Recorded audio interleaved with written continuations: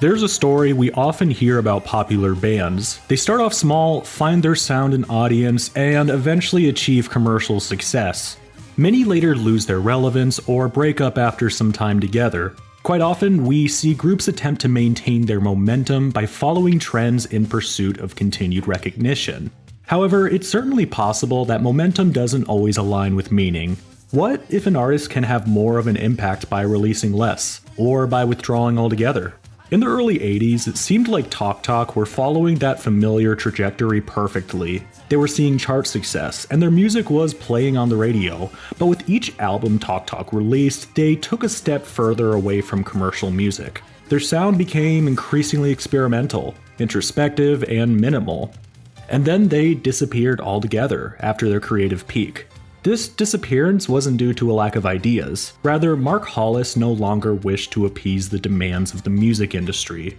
This is the story of a band choosing quiet over success.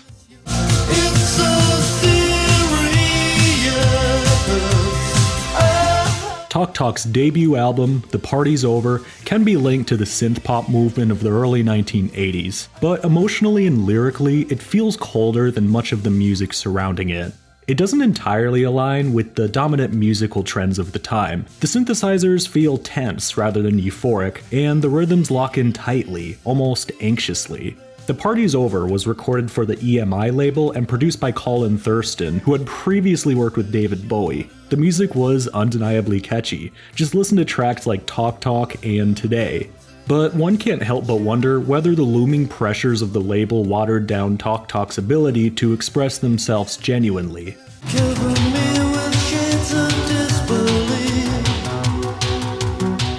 Mark Hollis's vocal delivery immediately stands apart from a typical synth-pop singer. There isn't a star-like confidence in his performance. Instead, he sounds slightly detached, even haunting. Although The Party's Over is Talk Talk's most accessible album, it carries an uneasy tone. It doesn't sound like a pop group enjoying pop success. It feels cynical, as if Mark had much more to say but couldn't yet say it. This is where Talk Talk began, already questioning the music industry but still complying with the rules of pop. Before moving on, it's worth mentioning Talk Talk's song Talk Talk, which is off their Talk Talk EP. It was a #1 hit in South Africa. Good for them. It's a shame.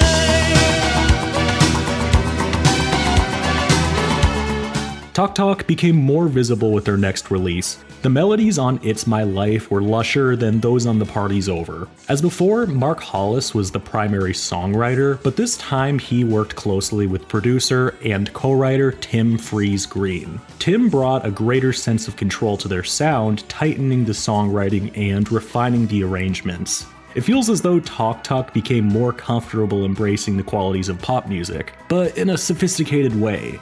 Even so, emotion and introspection remain central throughout the album. Just listen to the title track, which became Talk Talk's biggest hit. Mark sounds guarded, as if the song itself is a declaration of independence, and the music video reinforces that idea. There's no lip syncing or showmanship, just wildlife footage and Mark standing still, his mouth censored, his hands in his pockets.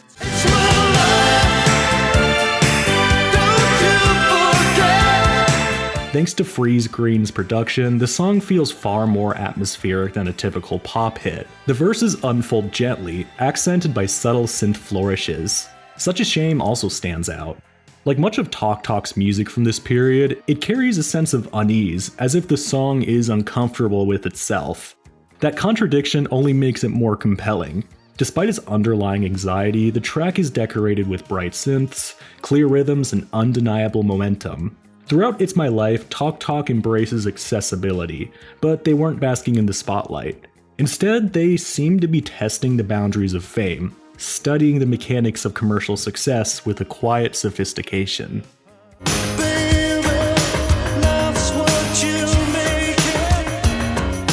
When Talk Talk released The Color of Spring in 1986, their sound had fundamentally shifted. The synthetic textures of their earlier work faded into the background. Mark Hollis never particularly liked synthesizers, often using them simply as a cost-saving measure. In their place came a greater emphasis on organic instrumentation and improvisation. As a result, The Colors of Spring feels warmer and more human. Life's What You Make It pulses with organic rhythm, driven by gentle piano patterns. The song feels genuine, philosophical, and calmly confident.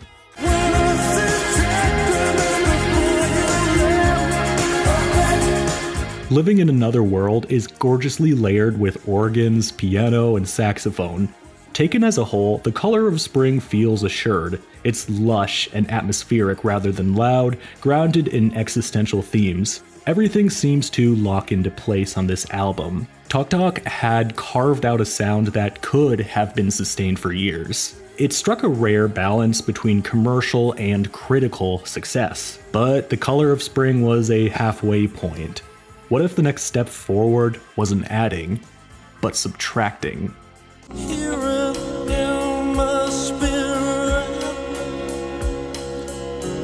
With 3 albums behind them, EMI granted Tok Tok full control of the recording process. No record executives were allowed in the studio, and the band was given an open budget. Mark Hollis now had complete creative freedom, and he took full advantage of it. Recording Spirit of Eden was radical, but in the calmest way possible. Tok Tok recorded in literal darkness, with the studio blacked out and lit only with oil projections and strobe lighting. Over 8 months, 6 songs were created during long, 12-hour recording sessions. Mark didn't begin with rigid plans or traditional song structures. Instead, the music emerged organically, prioritizing feeling over arrangement. As the album unfolds, moments of genuine self-discovery become audible. It feels as though Mark was inviting the listener into a meditation.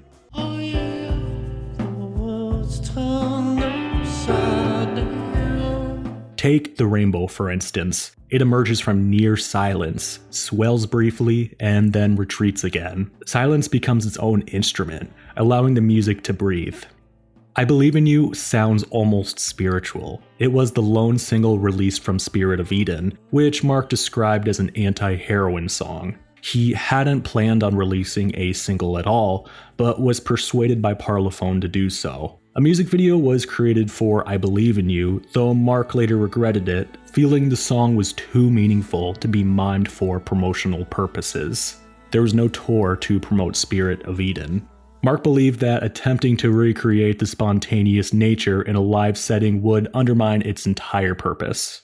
Tok Tok never toured again. By this point, they felt no need to explain themselves. They were committed to pure creative authenticity, regardless of commercial consequences.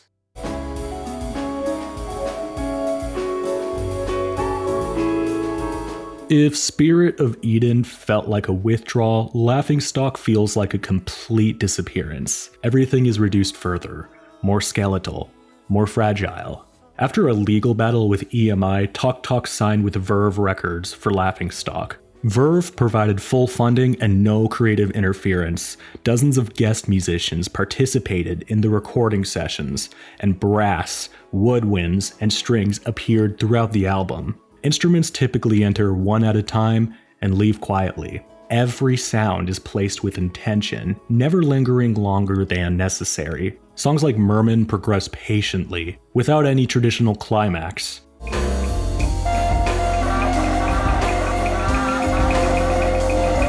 After the flood swells and recedes, as if barely holding itself together. When the volume rises, it doesn't feel triumphant. Laughingstock doesn't feel like a performance. It feels private. The album doesn't try to grab your attention, but if you listen with an open mind, you're invited into a world that is spiritual, personal, and occasionally haunting. After Laughingstock, Tok Tok released nothing more. There were no further projects or performances. They simply stopped. It feels deliberate, the final gesture of a band that demonstrated the power of silence.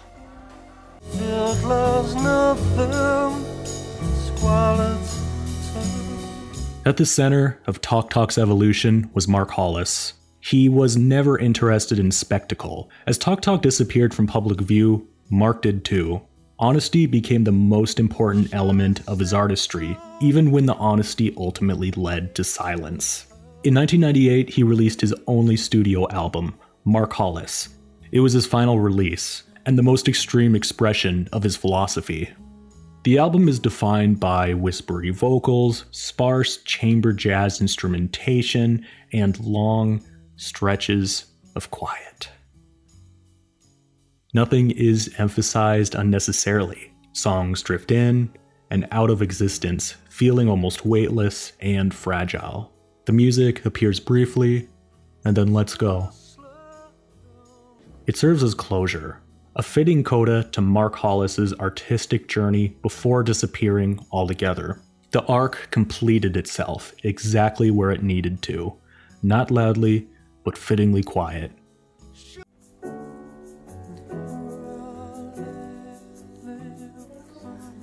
There was nothing tragic about Tok Tok's disappearance. It wasn't a collapse or failure. Continuation would have compromised their vision. What Tok Tok shows is that restraint isn't weakness, it's clarity. Stay dreamy, everyone.